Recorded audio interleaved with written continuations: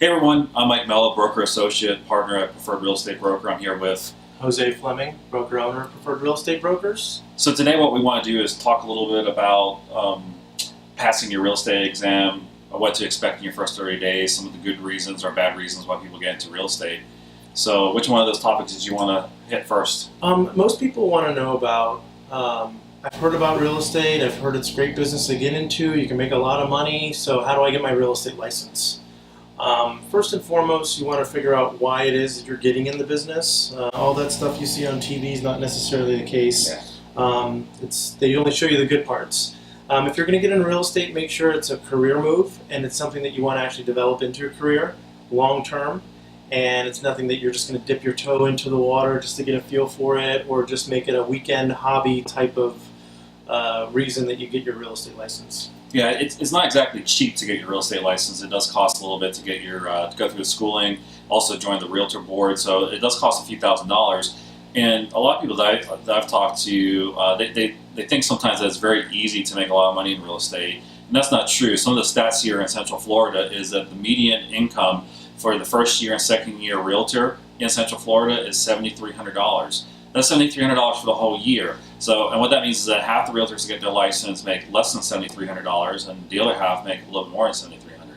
Now, of course, there are people that make six figures their first year, but we do find that a lot of people do struggle. And I think the national stat is 87% of realtors that get their license on today within 3 years are no longer realtors, and we believe that's because people get it for the wrong reasons. You were telling me earlier about some of the interviews that you're doing and some of the reasons why people are getting the real estate license, and I thought they were wrong reasons. So yeah, I went to a weekend seminar and they were telling us how we can get into real estate, we can start flipping properties, we can start wholesaling properties, and if we have a license, we'd have more access to those properties and we can use our real estate commissions as a discount when purchasing or flipping properties. Well, the fact of the matter is the flipping business isn't that easy either, and it's just a phase. There's always going to be flipping properties, but right now we see it. It's a huge drop in inventory. Correct. I think there was a little bit over 11,000 inventory last year this time.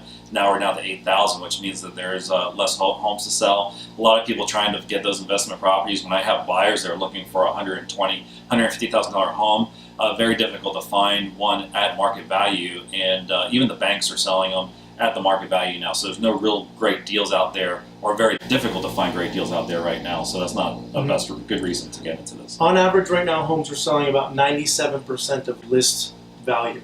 So if I listed a home for $100,000, I could pretty much bet that I'd get at least $97,000 for that home. Not much less than that. So the margins are not that spread out. So first and foremost, if you're going to get your real estate license, get it because you're going to start a career and you want to be in real estate long term. Second of all, make sure you get into real estate because you want to help people. You want to help buyers and sellers find a home, sell a home, whatever the case may be. That's how you're going to have longevity in this business, by having a continuous stream of clientele that you do service from year to year. You just have to have that business, and you have to have a sphere. If you're not a people person, you don't like really dealing with the public, and you don't have a big sphere or a big group of people that you already know, it's going to be tough to get into this business and start making money. You just don't get a license and these deals fall out of the air into your lap. No, it never happens that way. It takes time. My personal experience is my first 6 months in the real estate industry, I made $0. So I worked 6 months, and I was working like 60, 70 hours a week at that, and made nothing. Now the second 6 months I made six figures in the second 6 month in real estate, and since then it's always been six figures a year. However, that took time, dedication, and what I would call passion. You have to be passionate about real estate. You have to love homes. You gotta like people. You gotta like dealing with people. You gotta be very patient with people. I've seen some real estate agents come in here, and they may have 6 months worth of savings saved up, which is better than some. Some don't have any savings. And then what happens is when they get close to that 6 months, they become desperate, and they don't treat people right. They try to force people into homes that really aren't fit for them. So you really have to be patient and go with the actual home the person's looking for. And if it's not the right home, move on to something else, even if that means losing the deal. So what I tell people when they first get into it is treat it like you're going for a degree in something. Like here in real estate, you can make as much as a surgeon, you can make as much as an attorney, you can make over $300,000 a year in real estate, which is one of the few careers that you can make really good money. But if you're going to be a surgeon or an attorney, you're going to have to go through schooling. You're going to have to go through your bachelor's degree, then you have to go through specific schooling. So if you come into the industry, in the real estate industry, thinking that the first 2 years is going to be your schooling and you're going to learn everything you possibly can about real estate, then your likelihood of succeeding and passing that 87% of failure rate and being one of the 13% or even the top 1% of realtors is much higher if you come in with that sort of behavior and attitude. Mm-hmm. So. And I see most people succeed in this business when they come in with an idea of what they're going to do. So they develop a niche or a clientele or a customer base that they want to service, and they focus all their time and attention, and they're focused specifically on that niche. If you do that, you have a better and a higher success rate of making it in the business because you're focused on that one thing rather than just throwing a bunch of things at the wall and seeing what sticks. Yeah, I see that a lot. So new agents come in, they try Facebook for 1 or 2 weeks, they don't get anything from it, they move to cold calling, they move to open houses. It's really important to get one thing and stick to it. And like I said, it took me 6 months to get my first deal. And during those 6 months, I was really concentrating, thanks to Jose. Jose was my coach at the time. I was really concentrating on that one thing. And Jose kept on saying, you're building your foundation, you're doing the right thing, keep doing it. And I'm glad I didn't switch. Exactly. So that's just a little bit of what it takes to get into the real estate business and what reasons you should get into the business and what it's going to take, what it's going to cost, and what type of dedication you actually need. Treat this like a career or any other career that you would have, just like Mike said. This is not a weekend sport. This is not a hobby. This is not just something to dabble into. And when you do, it just ruins the business as a whole when we have to deal with agents that are weekender agents and they're not really on top of their game and know what they're doing. It really kind of changes the industry. So keep that in mind if you're actually considering getting a license. And when you do, we're always available to ask any questions and kind of get you on the right track. Great. So why don't we talk about getting licensed now in Florida? There is a process on getting licensed, and we believe there's a certain way that you can do it to have a better success rate.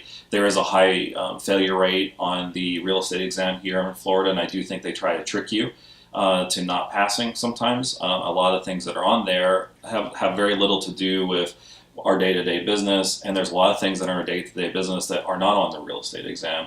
So what sort of advice do you have for agents or people that are thinking about being an agent on actually taking a course and passing it? Exactly. So remember, Florida is one of the few states that are actually one of the states that's actually easiest place to get your real estate license. Now remember guys, you can have a career in real estate where you're making well over $100,000 a year and you don't even have to have a college degree. You just have to take a 63-hour course of education to get your real estate license, which is 63 hours in classroom or online studying.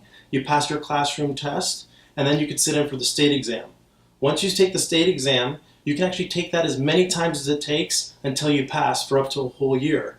So we have a lot of people in here that, they are in real estate, but what you don't know is that, they took it 15 times until they actually got licensed. Maybe they took an online course. If you go online and take an online course, you have to take that 63 hours that's required, but a lot of times people are distracted. You may be at home, you're going to go and take care of this, empty the dishwasher, you're watching TV and trying to study for your exam on the computer.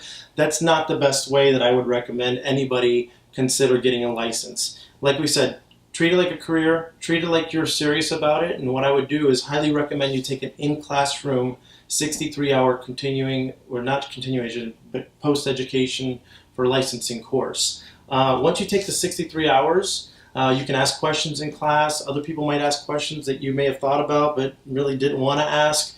But it's a really good environment to learn as much as you possibly can. And then you take your class exam. A good real estate school option is one that you could find that will offer like a weekend exam prep course, where you could take an exam prep course as many times as you need to until you actually take the state exam. Because once you cram all that information in, you can take the 63 hours, 2 weeks? Yeah, you can do it in 2 weeks. You could take it in 2 weeks where it's evenings for 2 weeks straight, or you can take it where it's a 1 week course where it's Monday through Friday from 8 a.m. until 6 p.m. for 2 weeks, or you can take a month-long course where you just take classes on the weekend for a whole month until you satisfy the 63-hour education course. And then it's up to you to pass your class exam, which, in most cases, in my opinion, I don't think anybody really fails the class exam unless you're just not there or you're not involved. The state exam is where you're actually going to have to kind of put in some work and some effort to pass the state exam. So, like Jose was saying, in my experience, it's best to take it in person. I did my real estate test a little bit sooner than Jose has. Jose's been licensed for quite a while. I took my real estate exam 2.5 years ago, so relatively recent. And I also did my broker's exam about a month and a half ago. So I do have a lot of experience with taking these tests, and doing it in person is probably the top recommendation that I have. I know someone that did a hybrid, which was like half in person, half online. And I know he's taken it like over 20 times to say the exam and still hasn't passed. And it's not because of him not having the knowledge or not being smart. It's just that if you go in class, the teachers will be able to tell you a little bit more about what to expect, what sort of questions, how the questions will be phrased. They have a lot more experience, and those questions that other people have in the class really helps you understand. So highly recommend doing it in person. I highly recommend scheduling the test quickly after you finish the class. I think another thing that people do is they wait 2 weeks, 3 weeks. Meanwhile, your short-term memory is going away and you're losing a lot of that information. So I do recommend doing cram sessions. A lot of the good schools, they do have refresher courses as well. But try to get as much studying as you can done as quickly as possible. Then go take the state exam, and then it'll be over and done with. And then you can then come and interview with different agencies like us here at Preferred, where we could talk to you about the commission structures, the type of coaching that you get. And the other agencies as well. I know a few of the schools here in Central Florida. I've been to quite a few of them. IFREC is one that seems to be pretty good. I've also been at Climber. Both of those schools were good here in Central Florida. But you can do a Google search and do Google search of real estate schools and see what other people are saying about the schools. So something I do recommend. Once you get your license, you interview with a real estate company. Hopefully you'll pick someone like us at Preferred Real Estate Brokers. And then once you do that, there's some more expenses after that. The real estate school itself is probably $300 to $500. But then after you join a brokerage, you have more expenses. Yeah. So what sort of expenses can they expect? Once you join a real estate brokerage, you're then, if that broker is actually a member of the Board of Realtors, which most are, you will also have to join the Board of Realtors and become a member. You're just a licensed agent until you actually become a realtor. And once you're a realtor, you have to pay dues to belong to an association. It's really hard to sell real estate without being a member of an association like the Board of Realtors, because that's where you get access to your contracts, that's where you get access to the MLS, and you get access to your electronic keys so you can access homes for showings. All in all, that's going to cost you about $1,000 annually, not to mention some other miscellaneous fees that you may have to pay when getting into the business. Some brokerages will charge their agents desk fees or monthly fees that you'll have to compound on top of that. Some places, when you become a realtor, you have to buy your own signs and, all the materials and tools that you're going to need in order to be a successful agent. So yes, the cost will add up rather quickly. What I recommend to anybody is, if you are looking to get in the real estate business, is that you have set aside, $3,000 to $6,000 set aside, where that's kind of like your fund to fund your business and to become a member of the Association of Realtors, and your supplies and everything that you need in order to actually have the best chance of survival or best chance of success in the business. Otherwise, if you come in trying to become a real estate agent or a realtor and you're like, I only have $1,000 left in my account, once I join the Board of Realtors, I can't use that other money because it's allocated towards living expenses or bills or your payments, whatever it may be. It's going to be very, very, very difficult to make it within your first 4 to 6 months. Yeah, I think that's one of the biggest reasons also of that 87% failure rate is not treating it like a business. So people come in and they don't have the money to do it, or they don't have the money to sustain themselves. This is a business just like if you were to open up a restaurant or a retail store. It's going to cost you tens of thousands or hundreds of thousands of dollars to do that. this is also a business, so it's important that you do have money, not only just money to start and join the realtor board, but also money to do things like advertising and marketing. If you have that, your chances of success and being in the top 13% or the top even 1% is going to be greatly increased. Having savings of a couple years at least, or having a spouse who's able to work and pay all the bills is a huge benefit.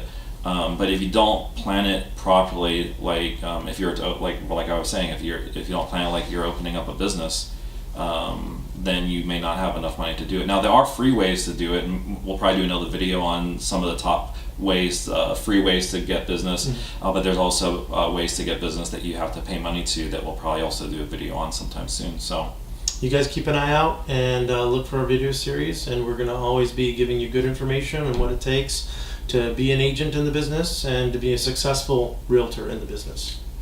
Thanks for watching.